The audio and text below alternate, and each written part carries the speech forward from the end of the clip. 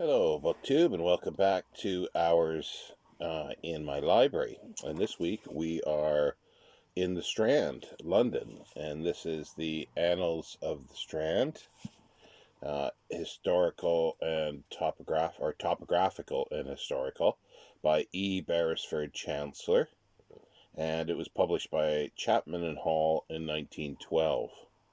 And there is a nice a lot of them are street scenes. It's illustrated throughout. There is the frontispiece, and that's the Strand. And this is a nice one, Beaufort buildings on the Strand. The Strand is if for those who don't know, a street in London, and it continues into Fleet Street, which Beresford Chancellor wrote another book called The Annals of Fleet Street. He lived from 1868 to 1937. His first book was written when he was 17 on London, and it was entitled Richmond. And there's a couple pullouts like this that is kind of neat. And he wrote also a 6-volume history called The Rakes. This book, though, is as it says, there's the history and the topography of the street. And here's another. I like these scenes. And the pullouts are really nice. And like there's the Inns of Court and Chancery chapters.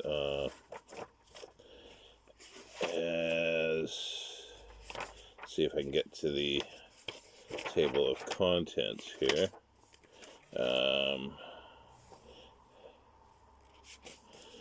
So we got the history and topography, famous men and women, the street north of the Strand, or streets north, east, and north and south actually.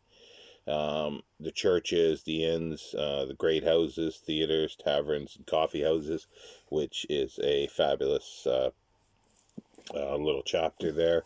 And he also wrote, he wrote a lot of books, and mostly all to do with London.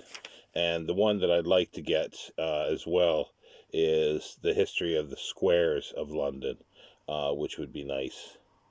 And as I say, he did the Annals of Fleet Street after this one, which is the continuation of the Strand, which I believe I do have the Annals of Fleet Street, I think.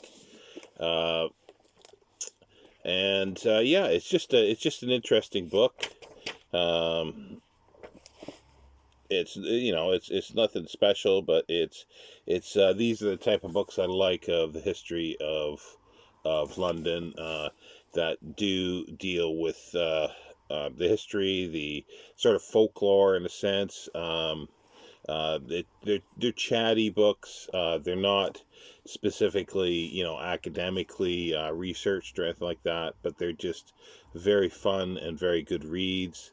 And the Strand has, its history. There's been songs written about it, poems, and the Strand magazine, where Sherlock Holmes was published, and even I think there was some essays.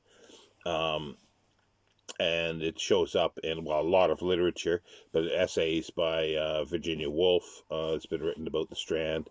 I think something on haunting, if memory serves. And this is just it's a nice book. It's a bit faded on the spine, but I do like the gold emboss on it.